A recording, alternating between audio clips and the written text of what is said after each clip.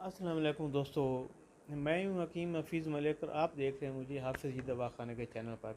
तो दोस्तों, आज का हमारा टॉपिक बहुत ही अहम है, ख़ास है।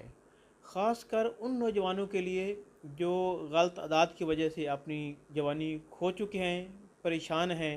वो जरियान, एहतलाम, क़ुव्वत बा और मर्दाना कमज़ोरी का शिकार हो चुके हैं। तो ऐसे अफराद के लिए ये नुस्खा किसी तोहफ़े से कम नहीं है। इस नुस्खा के इस्तेमाल से खुशगवार ज़िंदगी गुजार कर दुआ देंगे। नुस्खा ख़ास और ख़ास है।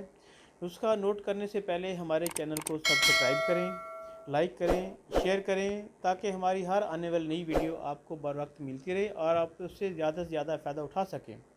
इस नुस्खा को बआसानी घर पर तैयार किया जा सकता है।